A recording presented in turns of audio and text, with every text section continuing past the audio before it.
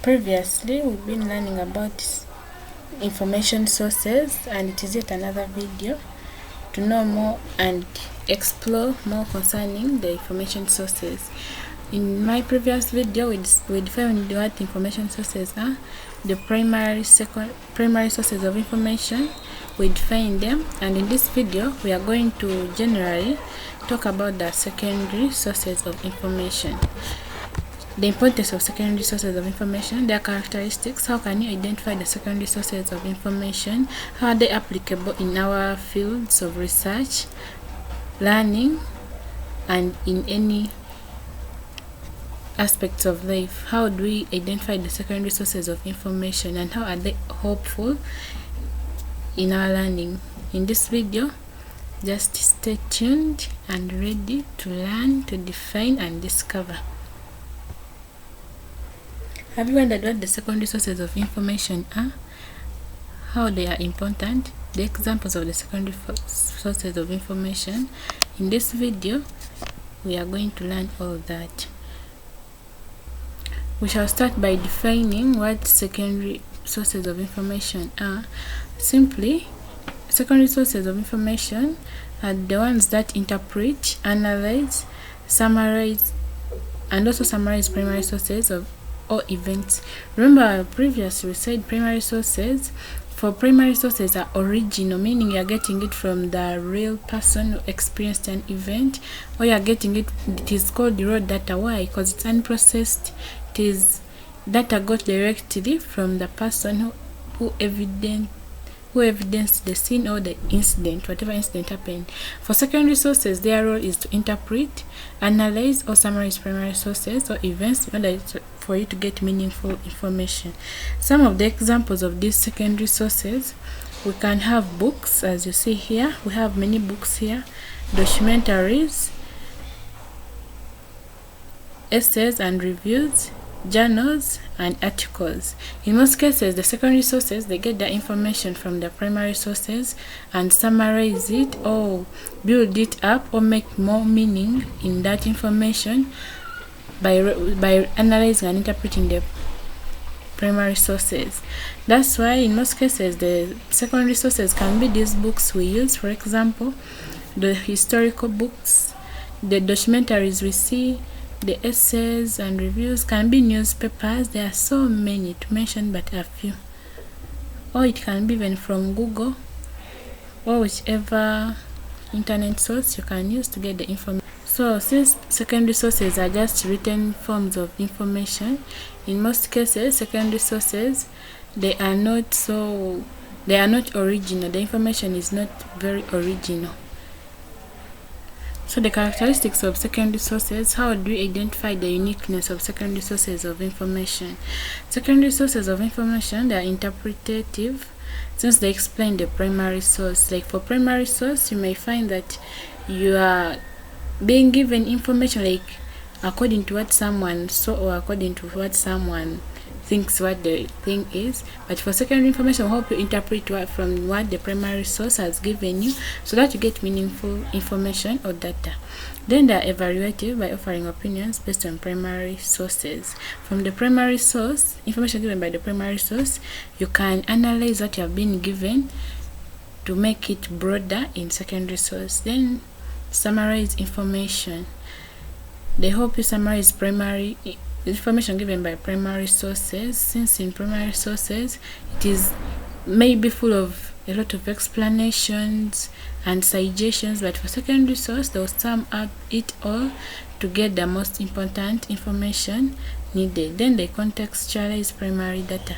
Generally, these secondary sources are evaluative, interpretative, and more analyzing than primary sources of information.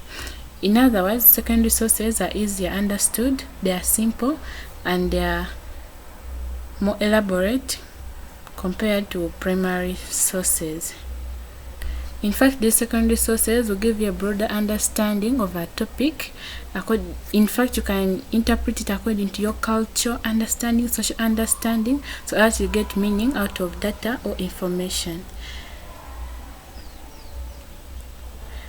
There are some differences between primary sources and secondary sources. First of all, primary sources study original research conducted by the author, but for secondary sources, they interpret and analyze what the primary source has given.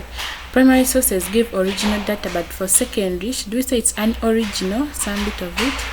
Then for primary, involves raw data such as statistics or survey reports, or for example, directly from experiments from the laboratory you have done your research. That is a primary source.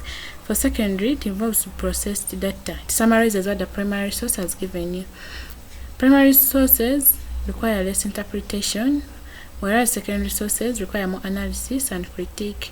For primary sources are closer to the event, yet secondary sources were moved from the original event. In other words, primary sources, it is from the scene directly, like someone evidenced it or did it himself or herself. But for secondary, they will just get from what they have given you from a primary source to bring it a broader understanding. They can even add in their own words to make the information be understood by you.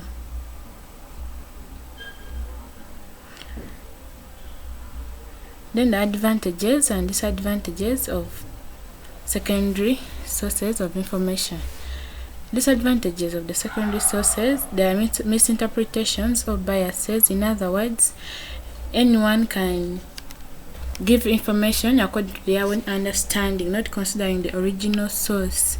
In fact, they'll add in more soup in the information, which may make it not very trusted, lack immediacy or authenticity. The advantages: they are easier to access and understand, connect the dots between pieces of information, then provide critical understanding or comprehensive overviews.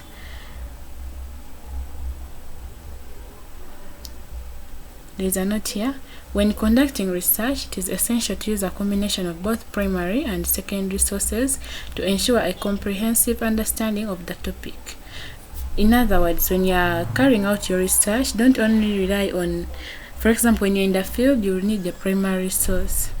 But don't only rely on the primary sources, also consider the secondary sources and see what are the books saying, how are the books written, what is written in those books to help you make your research broader and wider and more understandable, or more elaborate for us to get more research. Secondary sources of information interpret, analyze, and summarize primary sources, giving a wider or broader understanding of the context or context of information. So this is a summary of what secondary sources are. They interpret and analyze primary sources. Hope at the end of this video everyone has realized or everyone has learned what are the differences between primary and secondary. There are no more confusions. If you have any questions, any comments, please run to the comment section. I welcome all your comments. In fact, I'm going to answer you directly depending on the question you ask. If you have any questions, any suggestions concerning the upcoming videos, don't fail to share with us. Like, comment, and subscribe. So in our next meeting, in our next upcoming video, we are going to learn about the search strategies. Like, what are the search strategies you can use when carrying out your research? How can you come up with a better research compared to what other people are saying or what other people have researched? How can your research be meaningful and different from others? Just stay tuned, comment, share, and like my videos. Thank you for following. Till next time.